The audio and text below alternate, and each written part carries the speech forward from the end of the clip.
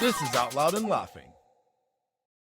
What is up, Chosen fam? Welcome back to another episode. Today, we literally have the masterpiece back in the studio. If you've spent any time in the Florida drag scene or have scrolled through Out 100, you know that our guest doesn't just walk a stage, she commands a movement.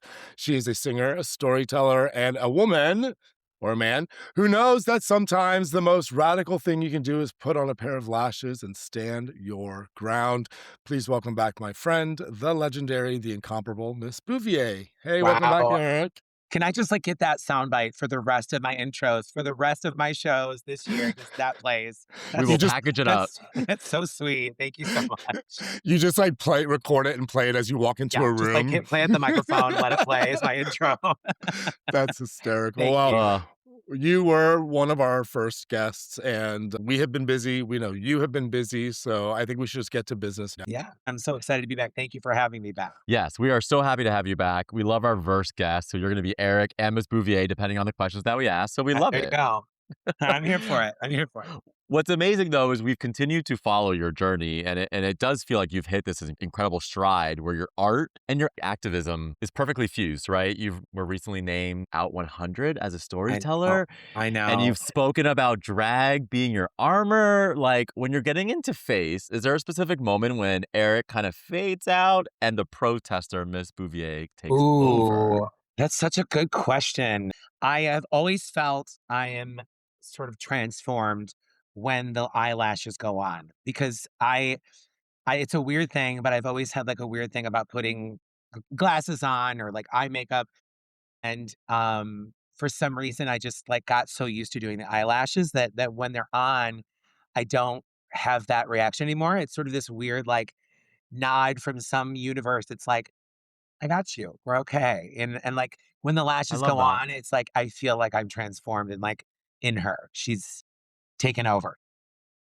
And, it's really funny that you mentioned that because I get the pleasure of watching you get ready live sometimes on your Facebook feed, and I like to pop in and say hello and stuff. And there is this once the eyelashes come on, you could see sort of the mannerisms start to change, and I don't know, it feels like that's the I moment. Thanks. know. It's so lonely back there. I have this dressing room in this great house where she's got her stuff on the other end of the house but it gets lonely when you're back there doing the makeup and kind of I just and also I have so many friends and people who keep up with me from across the world that's a little way for them to check in and say they're doing good and see I'm doing okay and yeah. So I love doing those live streams.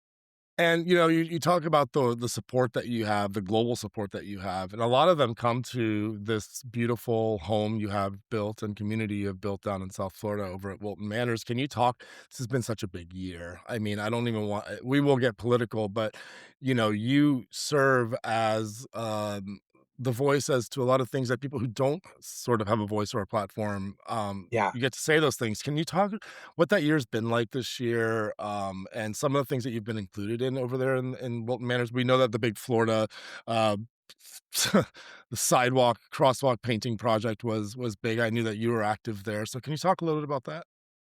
Yeah. First, I'll start with the great news, which is that Fort Lauderdale is the only city in the entire state that still has their rainbow crosswalk. So thank you to those amazing leaders and lawyers and people who, sure, I rang the bell, but they're the ones filing the briefs and going Mhm. to court. And so bravo to them and for keeping that. And not just the rainbow one, but there's other artistic ones that were cited in the removal, and we still have those as well. So that's a really important thing to acknowledge. But, um, removal of the crosswalks really just comes down to removing visibility. And, drag is impossible to ignore.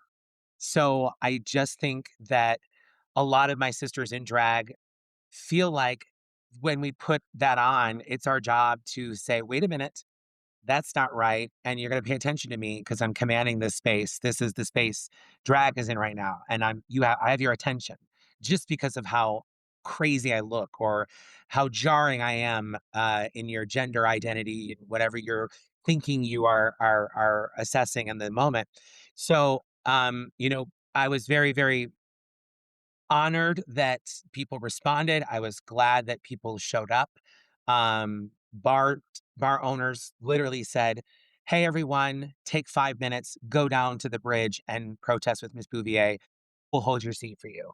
And that really meant a lot to me to know that they didn't just see us as like the pink dollar. You know what I mean? Like they see us as we are a community and they made them go down and demonstrate that. When I was in LA, I mean, to be in that room of Out 100 was like I think that my work is so small and so community focused and, but to see these movers and shakers who are on such a national platform and to share a stage with them was just like really humbling. And they actually said, "This is one for your clips right now," because they said you could put your stuff over there. And I was like, "Okay," in this dressing room. And they said, "Yeah, your Kathy will be in there." And I was like, "Kathy Griffin? I'm sharing a room with Kathy Griffin? What?"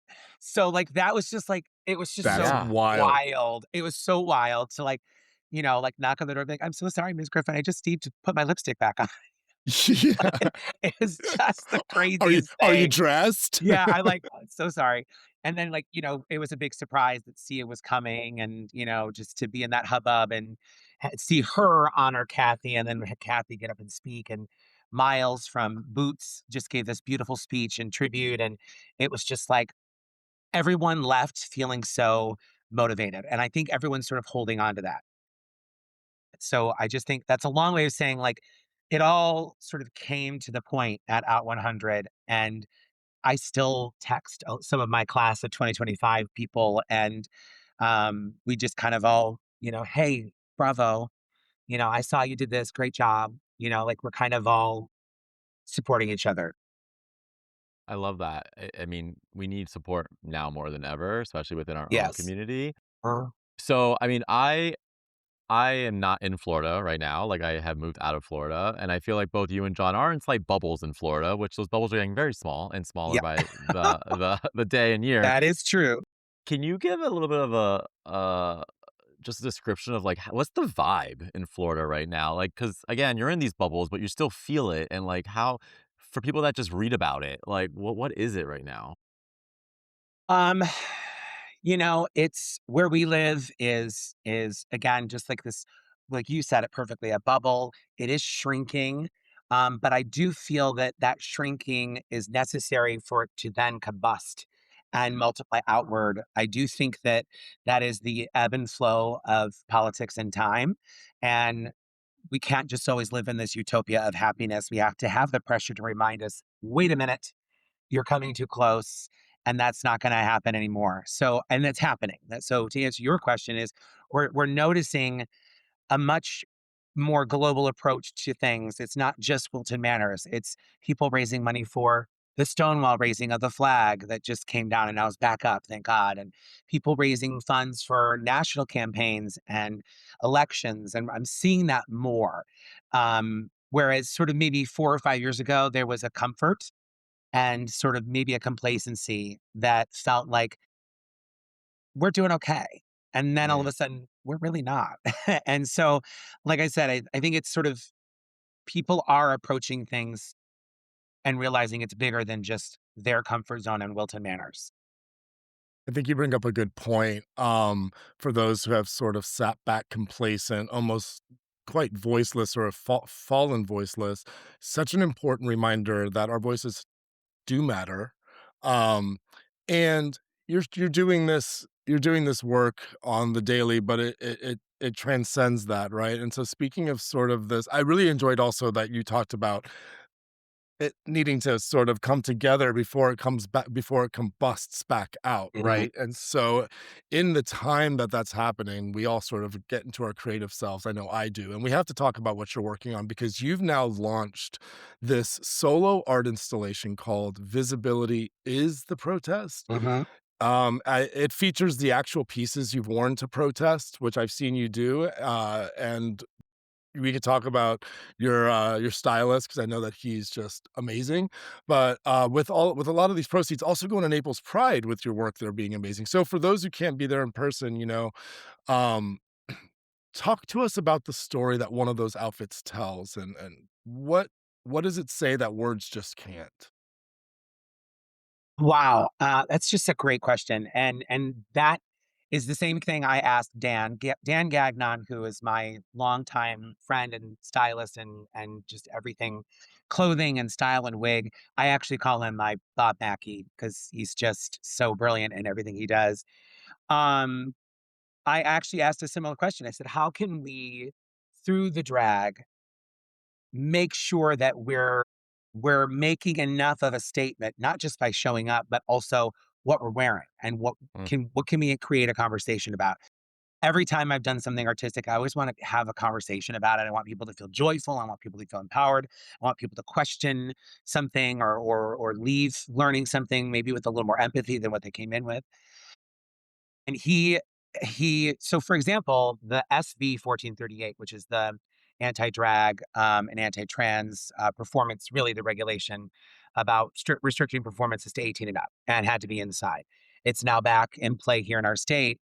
And when it first came out, uh, he just said, "Why don't we print it?" And I was like, "What do you mean?" He's like, "Here's a link on Etsy. Send the document to this fabric printer and have the law printed on fabric. And I'll make a drag outfit out of this coat. We'll make a coat. And you could wear this as like, these words have meaning, and I'm wearing your words, and I'm going to show you how what we can do with those words, and we can turn them into something else meaningful, and we can take your words of hate and make it something that's fabulous and a conversation starter and educate people." That code is what got me in the very first issue I ever was in with The Advocate, because I was protesting that. He's done so many other things. We did this other piece where I did drag is not a crime, and I had sort of resist, and then LGBTQIA plus, and then trans lives matter on the dress. And the dress was a white sort of canvas. And we went to an event together in New York. We were at Pride of Broadway, and we had a bunch of markers, and we would go up to people and just say, "I want to show that drag is a living art. Would you be willing to write words of pride or protest? Whatever you feel you want to write on the dress, write on this dress." And I'm talking like Lorna Luft, Judy Garland's daughter, Dominique from Pose, Cynthia Nixon, Lea Salonga, voice of Mulan, like all these amazing stars wrote on this dress and wrote, things that are anti-Trump, things that are pro-trans, things that are pro-pride. And in fact, Cynthia wrote, I think it was her who wrote, "She's got your back." And she wrote it on my back. And it was like the Oh, coolest like moment. So the dress is just like covered. And I now I can never bring myself to wear it again because it's just like this special piece to me now. But it is one of the pieces that'll be on display at this installation that is going to benefit Naples Pride. So that's just like two big examples of like Dan's brilliance and the conversation and the thought he puts into the art that I'm gonna be wearing. well, it definitely goes to the right voice, that's for sure. And it's really funny that you mentioned the SB 13 um, law. I was recently watching a Bob the Drag Queen stand up, and he was kind of going over the law, and he said, "So let me get this straight." He goes, no kids at drag shows?" And he's like, "Yeah." He's like, "I don't know." He's like, this not be like sounding or working out in Might like not the be a way bad that thing. Yeah. they think that it's working out for them, in so many ways. I mean, that joke can go 9 ways from Sunday, but, where is, visibility is the protest, taking place? When is it? How mm, can people show up? Yeah, so I'll have, by the time you guys are just so brilliant in airing this, I'll have a wonderful link up on missbouvier.com. They can buy the tickets there. And all those tickets, the revenue just goes right to Naples Pride. I'm working right now, I'm raising $15,000 in about a 60-day window for them. And believe it or not, $15,000 is only one third of their security costs. So that tells you for a pride that only has about 3,500 people, the city's support or lack thereof of a pride that's comparatively very small to those that you see happening around the nation. So I did a fundraiser last year. We passed the goal, so that's kind of why I sort of ticked it up to 15,000. I think we'll get there, but I really think that by displaying these pieces, hopefully it reminds people again of just like the global, well, let's say with the national crises we are having as per people right now under this administration and under, whatever party that may be. I try not to go political, but it's so hard not to in a lot of ways. I always make the joke. I say, I know there's people from the Republican Party, people from the Democrat Party. I identify with the cocktail party. And that sort of diffuses the room because they want people to feel like they can just come and enjoy the show. And hopefully, let's say there is someone who is maybe a moderate or a conservative who has come to my show. I would love for nothing more for them to leave and say, that wasn't that bad. That what's the big hoopla about? I don't understand. I would love for that moment to happen, and I know it has. So that's kind of why I try to stay away from like, I'm not here to insult you. I'm here to exist, and I want to show you that we exist and we're not really going anywhere. So how can we coexist? And how can we, and usually that's through music and art and creation. And that's usually the safe space. That's usually where we can first have those conversations. And it has been for centuries. This work is so important. And so, first, thank you, because the more that we do this, like all of us, the more that we're going to drive change. But I have to ask, like, how do you keep your spirit light? Right? How do you keep laughing? It's just, how do you keep that I alive when literally you're doing all these battles, right? It's so heavy. Yeah, it is. It really is. But I have a great circle of friends. Hmm. I make sure I have social time. And I have a great husband. I mean, truly, Adam is he's a great man and he's funny. He knows when I've hit it too hard or I'm in it too deep enough to say like, maybe let's go out to dinner tonight. Leave the phone at home, or like, like he's sort of intuitive that way where he's always been so supportive of. He comes from a social justice family. His sister works in the city of Chicago in social justice and is like just changed the world there in her work. And his brother-in-law also works in social justice, obviously working in nursing. Politics don't matter when you're on a hospital bed, and so he's sort of had to live with that open eye mentality. And so I think he's probably the most central person to, support and keeping me light and laughing at some things when I need to. That's so sweet, and Adam is a gem. It was a pleasure to get to know him a little bit when I was down in Fort Lauderdale. The last time you were here, you shared with us, about your background in musical theater, and, you have a voice that I think can peel paint off of walls in the best of ways possible, and often, we perceive drag as just a lip syncing sort of art, but you bring your live theatrical element to it, with all the great musicians that you get to support as well. Mhm. But do you feel like being a live singer gives you a different kind of connection or vulnerability with an audience that might be skeptical of drag? Um, yeah, I mean, it's definitely. I live in the cabaret space. I would say, if when people ask me this very type of a question, the drag space, and there is such a cool space for the lip syncing, the impersonating. There's such a space for that.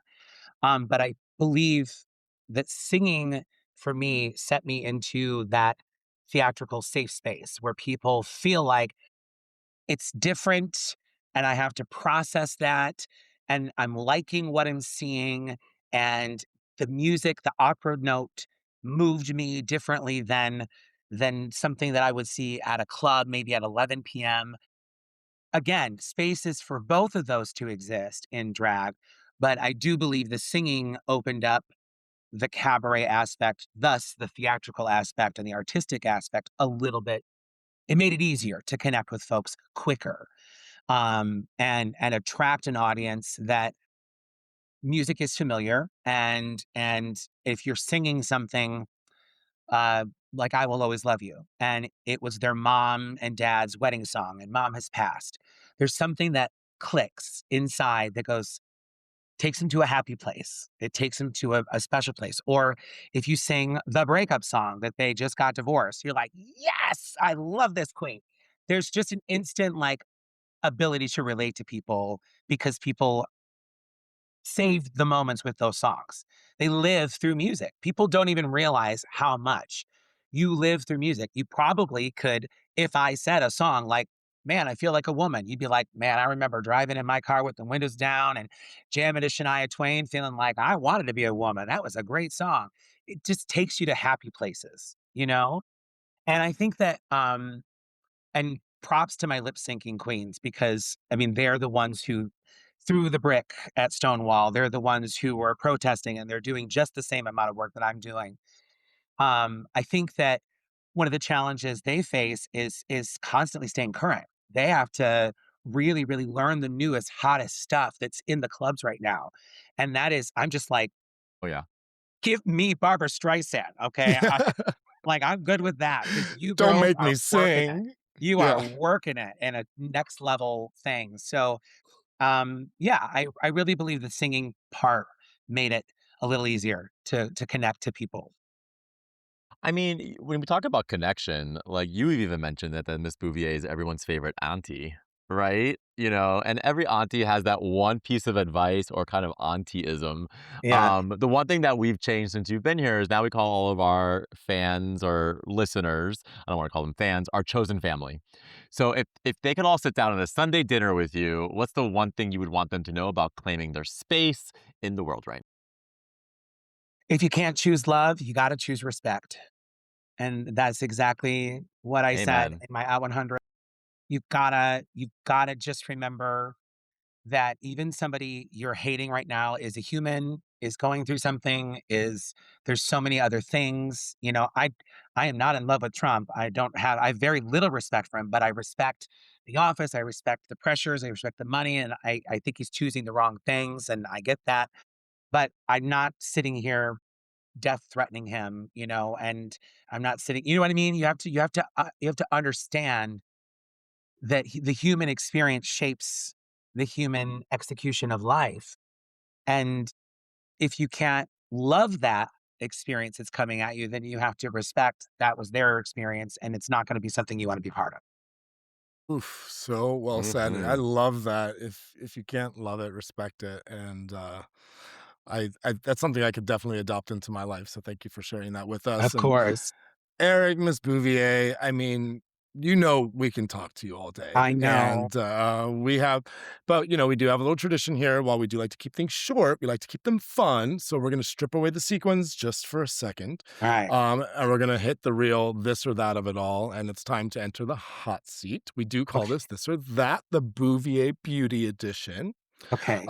We like to tell our guests not to think, just react, and feel free to go as chosen fam as you want with it. So just go Okay. crazy. It's time for another round of this or that, the unhinged get to know you game. You ready? All right. All right.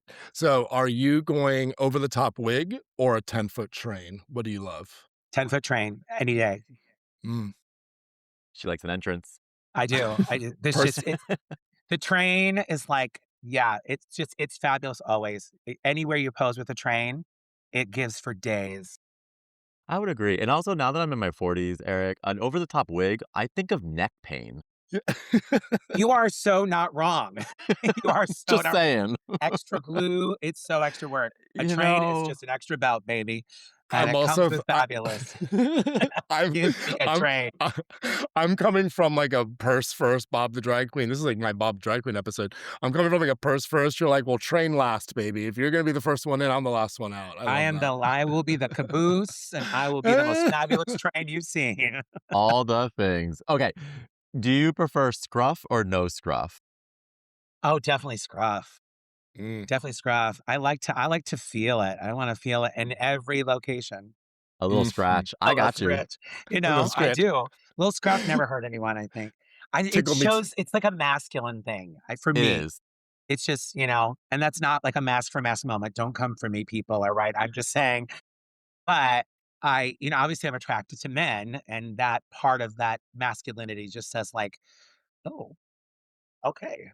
All A right. little feel. Yeah, yeah, just rub up right there. Yeah. Yeah. Like you're Tickle me marking to your see. territory, like Scratching up on a tree over there. totally. Totally. I'll All never right. forget my husband has to get fitted for a K95 in the hospital once a year, and he has to shave everything. He's got a great beard and goatee. So I cry like for a week and a half because there's just nothing there. And it's, health reasons. You're like, be gone, Adam. Come to Yeah. me in 10 Sleep on the days. couch. Yeah. Yeah. Come back when you have a beard. Next question. We're curious. Are you more of a shower or a bath kind of person? Oh, there's something, definitely shower. I don't mind a bath, but I guess it's bath adjacent. I love a hot tub, Ooh. Same. like a hot tub moment, but like a Yes. Plus, bath, like sort of stewing in my own stew is like a little not, but a hot tub is like chlorine. So it's like people have funneling. such I a mean, visceral reaction to that Yes. question. They're yeah, like stewing in your own filth. yeah. And So I'm like, sign me up. It's my filth. Yeah. I don't need to be a Bouvier stew. I don't need that moment. I'm good with a shower. All right, Eric, you are out tonight. You are living. Are you listening to live vocals or a flawless lip sync? I actually really enjoy a lip sync. I really do. Yeah. There are some great lip sync performers in this town that I just like am such a big fan of. Like Hmm. from the Dollies to the Whitneys to like the Ariana Grandes. If they can dance and look and secure that, I'm like, I just throw money at it. I really do because I just have it's so not what I can do. And I give such reverence to total lip sync. I would love to hear a lip sync. I love a lip sync artist too because they somehow are able to use their time on stage and think differently and like really change the lyric, the meaning of the Yes. lyric. And that's when my favorite. When a lip syncer can change the meaning of a lyric and they're just lip singing, I'm just dead. I love it. Or my favorite lip syncers are the ones who can put, like, let's say they're doing The Lights Went Down in Georgia, and then in the middle, they do that, "And that, Marjorie, is the night the lights went out in Georgia." They do the So whole good. monologue. If they can nail the monologue in the middle and then go right back to the song, I'm like, "You literally just take my wallet. Here's the Amex. Just buy yourself It's a something." performance. Yeah. To come on, I mean, you have to think of the brilliance of that. To come on stage and not say or sing or speak a single word and win over an audience is like brilliant. It's brilliant. Me, I have to go out there and sing Barbara Streisand 6 times, and then they might like me, but that's just it's art. It's high drag, high drag. I love it. In or out of drag, are you a chest guy or a butt guy? Oh, I gotta say butt guy. I gotta say butt. Give me a good butt. In fact, Mm, my husband and I joke that we could totally make our millions if we could like start an Instagram that was just like booties of Wilton because we just like, ooh, look at that booty. Look at that. That could be on our Instagram. That could be our Instagram. But then that's like creepy, right? You're taking pictures of people's booties. I Sign here mean, for consent. I don't need an Epstein moment. All right. oh, she's right. Honestly, literally, no after a doubt. heated rivalry, though, I feel like Butt Guy is like the thing now because Mhm. that was some good ass for 6 episodes. Yeah. Give me the butt. Yeah. My husband and I Yeah. both share in that, I think. Okay. Are you icing out a hater at your show or are you going to drag them for filth? Oh, I'll drag for filth. I love it. I will tell, and it's rare, but there's been probably I think 2 or 3 times people have seen me do it. They're like, "Damn, if Girl. I ever make you unhappy, please let me apologize first. Don't come for me. Don't come for a smart and sassy queen. She will Don't read you send for out the me." room. Yeah, exactly. Exactly. If you're yeah, you have to get I have a very, very long fuse, but if you have burned that fuse out, you're about to find out. Okay, so switching gears real quick. I don't know if we've talked about this here on the pod, but a lot of your origin story of where Miss Bouvier was born has a lot to do with the Bayou, and it's around Mardi Gras time of year. So I'm just curious, is Miss Bouvier into wearing feathers or sequin more? This is the moment that's gonna haunt me forever. Feathers. But I found out 2 years ago, I am highly allergic to all feathers. And I was like, Stop. "Do you know what I do for a living? Yeah, right. Right. Do you know what I do?" But I still wear it. I'm very allergic, Hyperallergenic feathers. like, truly allergic. And Dan was so he, like I said, "Dan, I did my allergy test, and we found out, like, one of the things bothering me is feathers." And there was, like silence No, on the other side of the phone. Your He's like job. rethinking every design he's ever made. he's in the middle of like Bringing sewing you a feather dress. Oh my God. I knew this would come up one day. I said, someone's going to find out the drag queen's allergic to feathers. But Well, you here it heard it here is. first. But You I heard it prefer here feathers. first. Sequins are itchy. Have you ever worn Yeah. sequins before? They're not comfortable. And again, going back to my neck thing, it's heavy. It's heavy. Yes, it can be very, very heavy. I am so weak Very. these days, apparently. You gotta You get need that to checked out. send a chiropractor for him. Oh, guys, I sneeze and I throw my neck out. I'm a lost cause. Okay, God. last one. Okay. Do you want to be remembered for being the muse or being the masterpiece? Oh. God, that's a good one. Muse. I would like to die knowing that I inspired others and brought inspiration to other people, and that kind of has trickled out beyond my time. Beautiful. That's Perfectly it. said. I would just love to be the muse. That's the Yeah, one. That's the one. I love it. Miss Bouvier, Yeah. Eric, That's a good thank you for question. well, listen, you're a great guest. Thank you for coming back and being an icon, an inspiration, and most importantly, a continued part of our chosen fam. The work you're doing with Visibility is the Protest is so vital. Chosen fam, if you are in Florida area the week of March 13th, you must check out her installation to support Naples Pride. Also, I will say this, even if you're not going, buy a fucking ticket, Yep. give your money. Yep. Where can everyone find you online to keep up with all the magic? At Miss Bouvier, any social, whether that's Facebook, whether that's Instagram, Miss Bouvier with 2 E's at the end of that. So you can follow me there. That's right. And for a lot of our phonetically challenged friends, that is MISSBOUVEE. Yes. Well Thank said. you. Thank you for listening, Chosen Family. Stay loud, stay laughing, and remember, visibility is the protest. We will see you next week. This was Out Loud and Laughing. We're available everywhere you get your podcasts. Spotify, Apple, YouTube, iHeart, or wherever.